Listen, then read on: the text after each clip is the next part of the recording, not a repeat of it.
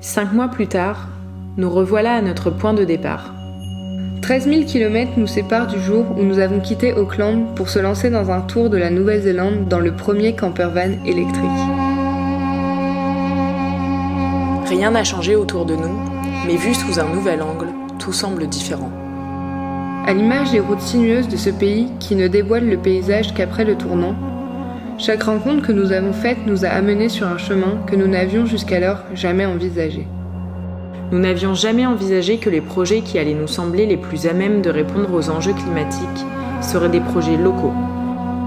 Des projets qui semblent insignifiants si on ne s'y attarde pas, mais qui prennent tout leur sens quand on ose s'y intéresser de plus près. Parce qu'ils sont à notre taille. Nous n'avions jamais envisagé le changement climatique comme une révolution culturelle, une opportunité pour interroger notre mode de vie et remettre en cause ce que nous pensions être intangible. Me pehe o uri kōrero pūrākau i a koe. How are you being a good ancestor? What stories will they tell about you that you just carried on in the world you lived in? Just buy this one, throw that out.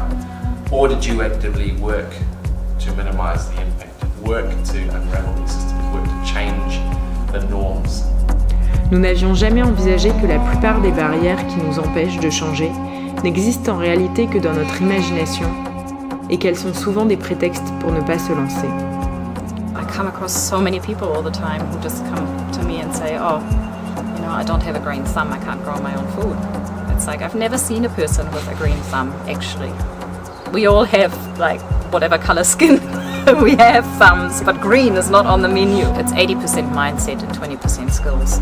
Nous n'avions jamais envisagé que les personnes les plus alertes sur ce problème seraient aussi les plus optimistes. Car ce sont aussi les personnes les plus engagées, qui voient de leurs propres yeux l'impact positif que leur action entraîne. And it was just basically doing some recycling, selling, people dropping off things, selling them in the shop. And maybe 1 or 2 people were working here. And then gradually as Wanaka got bigger, we got bigger. This is what you see now. So basically we've got a shop selling lots of second-hand things to people. We've got stuff in the front yard. We sell skis, cars, beds. And out the back we recycle glass and cardboard. Ce sont encore elles qui constatent en premier les bénéfices directs, tant économiques que sociaux, que cela a apporté. So what we used to bury in the ground every year now creates 30 sustainable jobs and about $1.4 million every year into our economy. Nous n'avions jamais envisagé toute cette énergie positive que nous pouvons nous transmettre les uns les autres et qui nous a convaincus au fil des rencontres que ce dont nous avons besoin avant tout, ce n'est pas d'une réponse pour régénérer la planète, mais une réponse pour régénérer les liens humains. Nous n'avions pas envisagé que c'est en rassemblant les gens autour d'actions dans lesquelles ils s'amusent et partagent que nous pouvions in fine construire des actions ayant un impact positif sur notre environnement. Car le dérèglement que nous voyons sur notre planète n'est que le reflet du dérèglement que nous vivons au quotidien. Ce sentiment d'être entouré de plein de personnes tout en étant profondément seul. Ce sentiment de courir constamment après le temps et l'argent. Ce sentiment que la réussite est affaire d'intellect. Nous sommes devenus des êtres pensants, déconnectés de notre environnement, donc de nous-mêmes et des autres.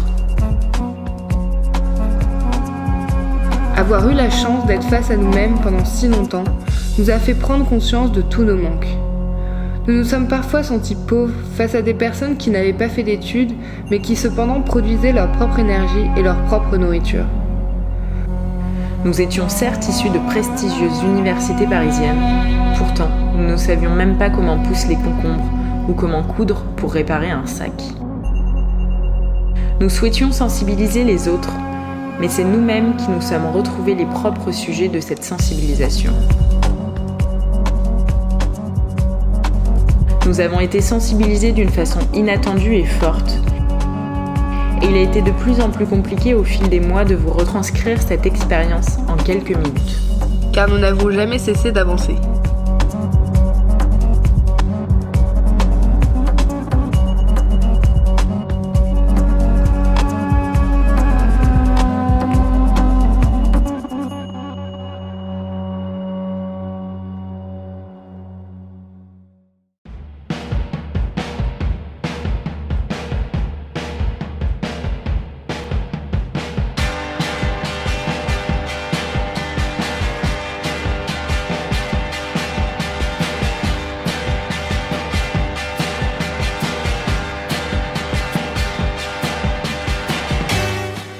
Pendant 5 mois, nous avons vécu dans un van. Nous changions d'endroit chaque jour. Nous ne savions jamais de quoi la journée allait être faite. Allions-nous trouver une prise pour se brancher tous les 90 km ? Qu'allait-il ressortir de cette nouvelle interview ? Allions-nous nous réveiller dans un lit humide à cause de la pluie ? Ou allions-nous ouvrir les yeux sous un grand soleil réparateur ? Avec qui partagerions-nous ce repas ? Les bouillottes seraient-elles suffisantes pour nous tenir chaudes pendant la nuit ? Quelles barrières physiques ou psychologiques aurions-nous à affronter ? Ces 2 dernières années n'ont été que découvertes.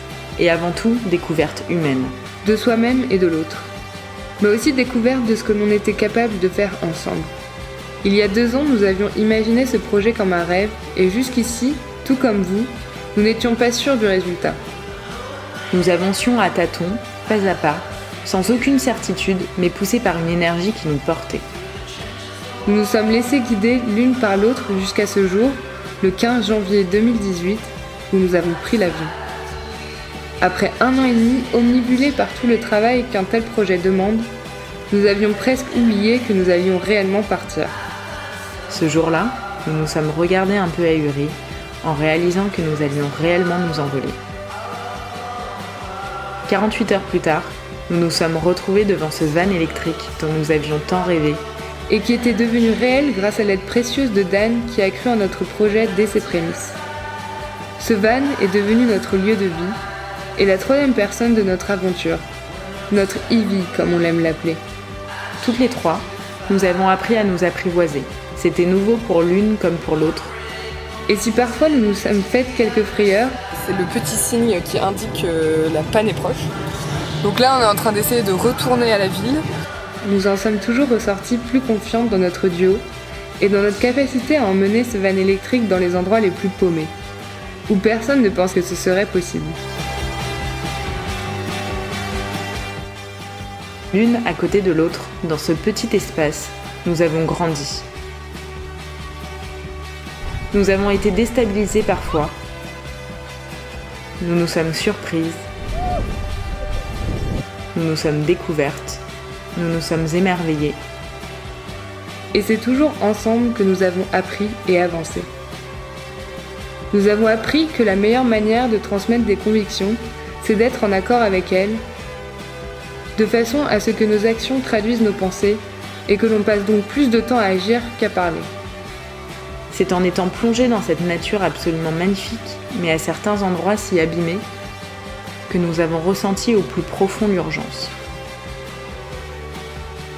Croyez-nous ou non, mais plus aucun oiseau ne chante dans ces forêts de l'autre bout du monde.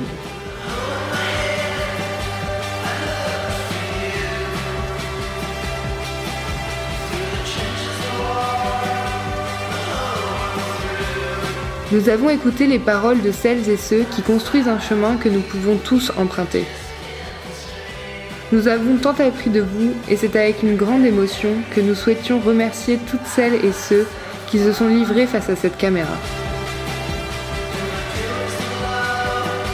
Nous n'avons cessé d'évoluer au fil de vos récits et chacun d'entre vous a apporté sa pierre à l'édifice de notre vie qui est désormais si riche de toute cette magnifique énergie. Plus d'une fois, nous nous sommes regardés en se disant « Imagine si nous n'étions pas venus ici, tout ce dont nous serions passés à côté. C'est fou. » Alors on vous donne rendez-vous dans une année, lorsque nous aurons eu le temps de poser sur papier cette aventure, de s'y replonger maintes fois, pour ressortir du fond de notre cœur nos plus intenses émotions, nos plus grandes interrogations et nos plus belles découvertes.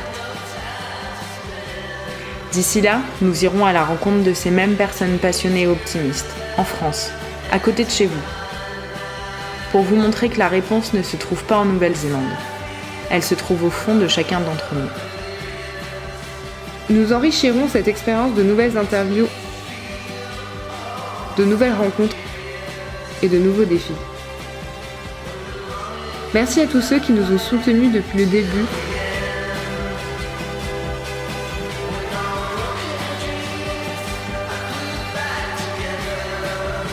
et à ceux qui sont arrivés en cours de route.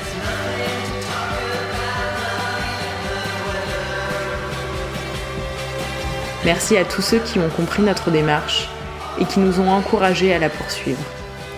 Merci aux Néo-Zélandais pour leur simplicité et leur bienveillance. Merci pour tous ces sourires et ces mains tendues.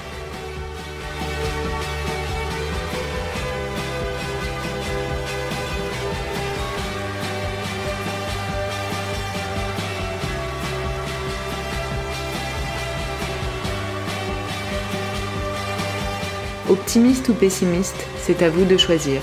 Mais pour avoir expérimenté les deux, nous tenions à vous dire qu'il y a dans l'optimisme un terreau fructueux que le pessimisme anéantit. Et que si l'espoir fait vivre, il faut agir pour faire vivre l'espoir.